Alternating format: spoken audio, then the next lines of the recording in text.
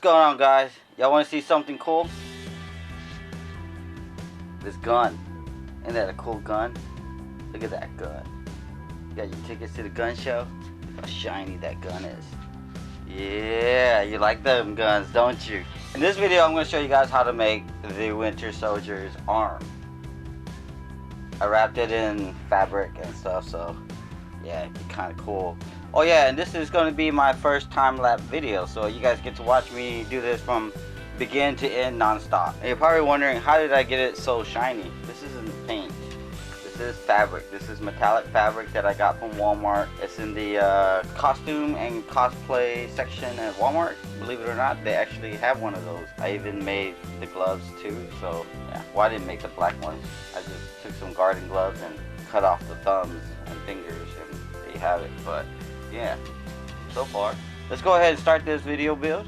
Hopefully I can educate you, teach y'all something different.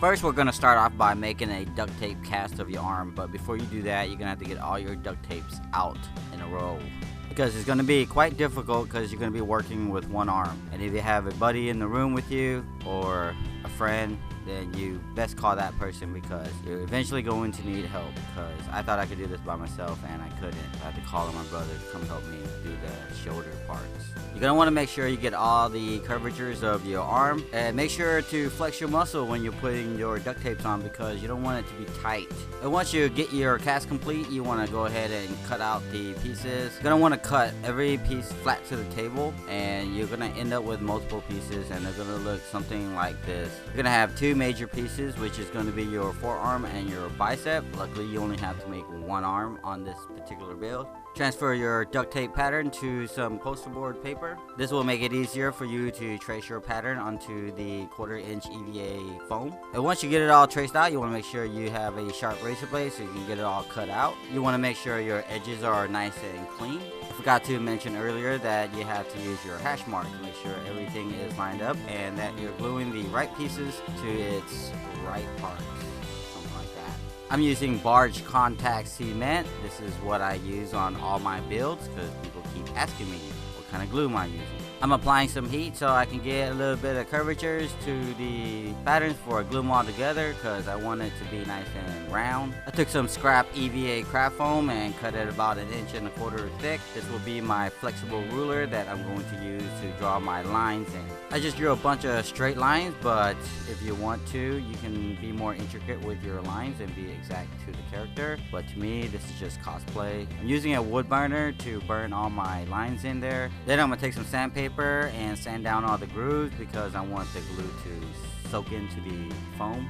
Now I'm going to take my metallic material and I'm going to do a rough cut around the edges. I want to make sure I have enough left over so I can tuck around the other side. I'm using my contact cement and I'm spreading it all over the pieces and making sure I'm getting it into the groove. Now that I got it all covered with glue, I'm going to reposition my material on top, and I'm going to use some pretty strong spray adhesive. You want to make sure you have everything positioned right. Kind of go at it nice and easy. You want to make sure you get all the creases out of the way. Kind of messed up on the forearm. Oh well, it's just cosplay, bro. So far, I'm really liking the arm, even though I kind of messed up on it. But at least now I know what I'm doing, and I'm doing a much better job on the biceps. I'm using spray adhesive on the fabric so it doesn't sink through, and I'm using a popsicle stick to push the fabric into the groove. And now that I'm just about done with the outer piece, I'm going to take the inside and I'm going to score it down with some wire brush. Apply some contact cement around the edges so I can neatly tuck in the excess material. I did leave some excess material on the inner piece where they're supposed to connect underneath the arm, so that I can later on sew some velcro to it so that they will connect. I also did the same thing for the forearm. Now time to break out the sewing machine and attempt to sew the velcro onto the excess material for the inner piece. Some of you guys may prefer this method, but to me it was a little too loose and crunchy, so I decided to tear all this piece back out and use elastic instead, which kind of worked out better, because when I flexed, it gave me a little bit of room to move around. It actually came out tighter than I wanted to, so yeah, that's why it's important to flex your muscles whenever you make your patterns. So I didn't like how the velcro worked for the forearm, so I went and tried to glue some zippers to it, which actually worked out pretty good, because I didn't think the glue would actually hold fabric to foam, but it did.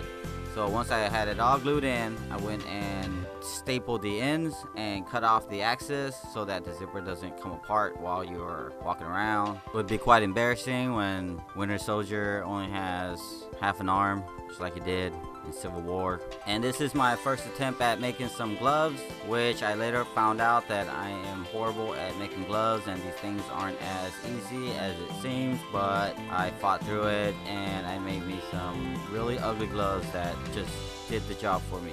It would have been so much easier just to paint your fingertips silver and wore some pump gloves, because maybe that would have been a good idea. Or not really, but yeah, whatever. Do whatever you want to do. For something so small and so simple, it took me longer to make the gloves than it did to make the damn arms. I probably tried like 3 times to make these gloves.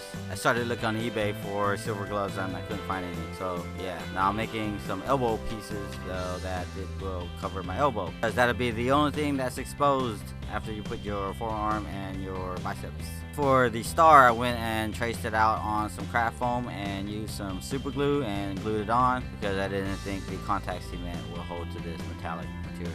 Putting this arm on was pretty simple. I put on my gloves and then my elbow piece, the biceps, and then the forearm.